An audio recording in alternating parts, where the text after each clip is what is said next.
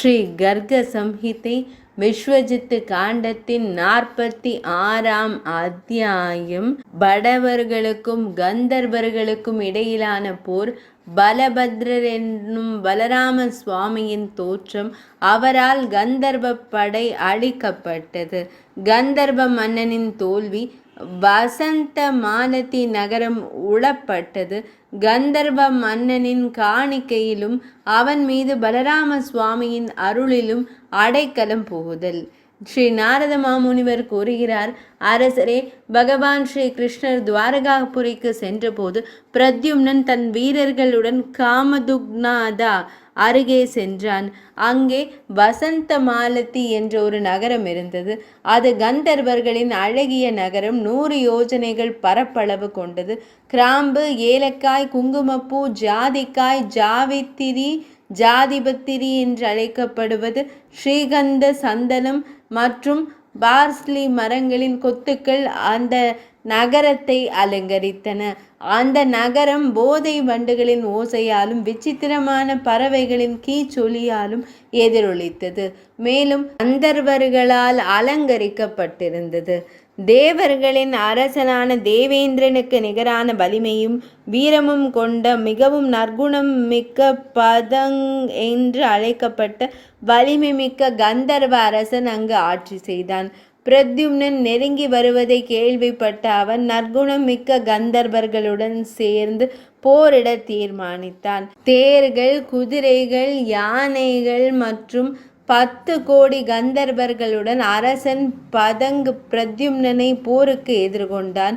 கந்தர்வர்களுக்கும் யாதவர்களுக்கும் இடையே ஒரு உக்கிரமான போர் மூண்டது.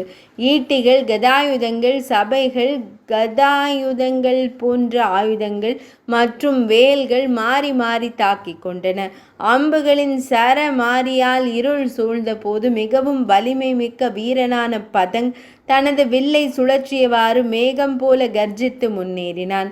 தேவர்களின் அரசனான தேவேந்திரன் தனது வஜ்ராயுதத்தால் மலைகளை தரைமட்டமாக்குவதைப் போல பலதேவனின் வலிமை மிக்க தம்பியான கதன் தனது கதாயுதத்தை ஏந்தி கந்தர்வ படையை தரைமட்டமாக்கத் தொடங்கினான்.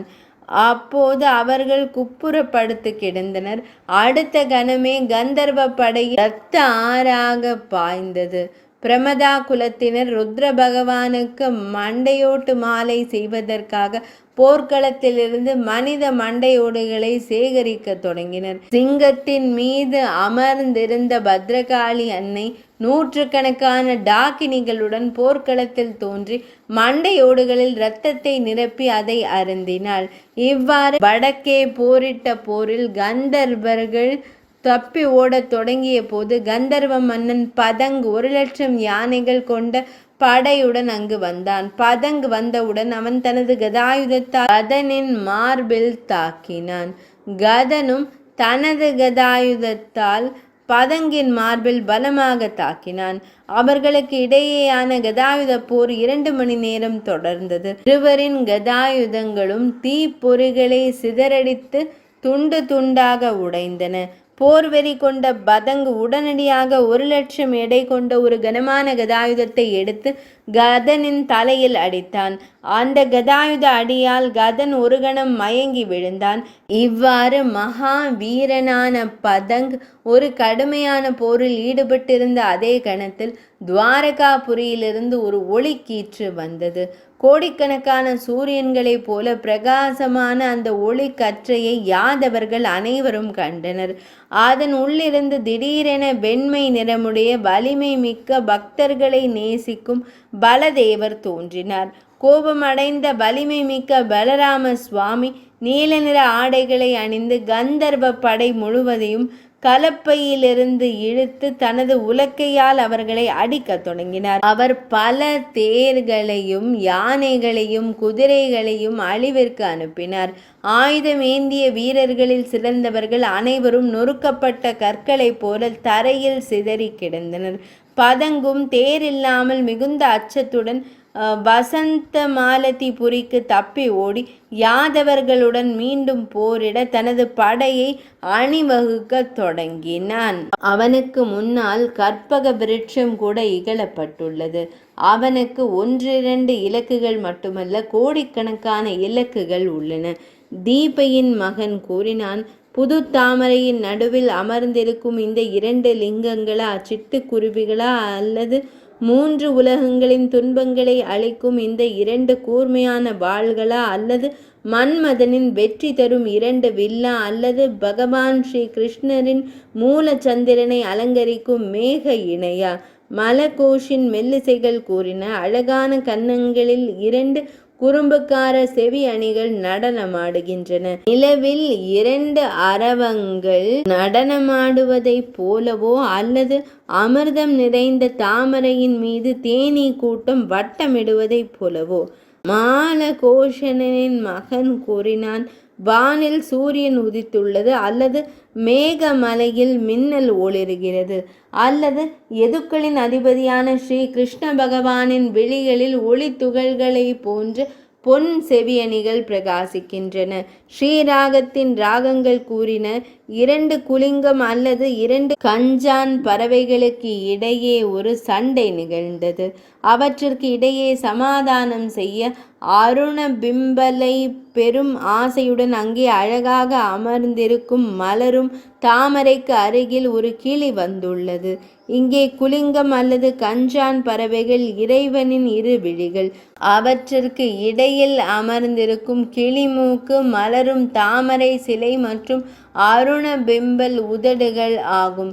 ஸ்ரீ ராகாவின் புதல்வர்கள் கூறினார்கள், எவன் தன் இடுப்பில் மஞ்சள் துணியை கட்டுகிறானோ, தலையில் மயில் இறகினால் ஆன கிரீடத்தை சூடுகிறானோ, கழுத்தை ஒருபுறம் வளைத்தானோ, கரங்களில் தடியையும் புல்லாங்குழலையும் வைத்திருக்கின்றானோ, ஏந்தி இருக்கின்றானோ, செவிகளில் அழகிய செவியணிகள் நடுங்குகின்றதோ, அவனை நட்வார் வேடம் அணிந்த அந்த படுத்ரன். நான் பகவான் ஸ்ரீஹரியை வழிபடுகிறேன்.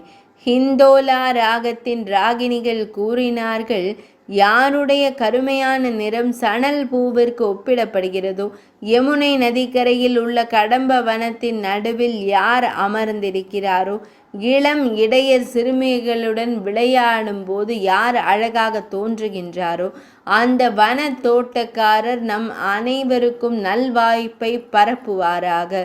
ஹிந்தோலா ராகத்தின் மகன்கள், ஹரே, பூமியில் என்னை போன்ற பாவி இல்லை, உங்களைப் போல் பாவங்களை அழிப்பவரும் இல்லை. எனவே உங்களை ஜெகநாத பெருமானாக கருதி உங்களிடம் அடைக்கலம் தேடி வந்துள்ளேன். நீங்கள் விரும்பியபடி என்னை நடத்துங்கள் என்றனர். நாரத மாமுனிவர் கூறினார், அரசனே, ராகங்களால் செய்யப்படும் மேற்கண்ட தியானத்தை எவர் எப்போதும் கேட்கிறாரோ அல்லது படிக்கிறாரோ, அவருக்கு பக்தர்களை நேசிக்கும் பகவான் ஸ்ரீ கிருஷ்ணர் விழிமுன் தோன்றுகிறார். இவ்வாறு பகவான் ஸ்ரீ கிருஷ்ணர் தமது தெய்வீக வடிவத்தை அனைத்து வேதங்களுக்கும் மற்றவர்களுக்கும் வெளிப்படுத்திய பின்னர் அனைத்து பக்தர்களின் முன்னிலையில் 4 கரங்கள் கொண்ட சாரங்கபாணி வடிவில் தோன்றினார். இவ்வாறு ஸ்ரீ கிருஷ்ணரை கண்டபின் தேவர்கள் தங்களை பின்தொடர்பவர்கள் சென்றடைந்ததும் பரமபுருஷனாகிய பகவான் ஸ்ரீஹரி தனது மகனும் எதுகுலத்தின் மூதாதையருமான பிரத்யும்னனையும் அவனது எதிரியையும் படையில் அமர்த்திவிட்டு தனது துவாரகை நகரத்திற்கு செல்ல தீர்மானித்தார். துவாரகையின் அதிபதியான அவர் தனது தேரிலிருந்து முரசுகள், மணிகள் மற்றும் தாளங்களின் இனிய ஒலியை எழுப்பத் தொடங்கினார்.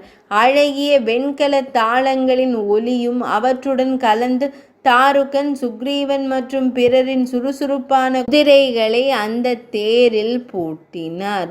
அதன் பின்னர் அது நேர்த்தியான ஆபரணங்களால் அலங்கரிக்கப்பட்டிருந்தது. அதன் முன் வேத மந்திரங்கள் ஓதப்பட்டன.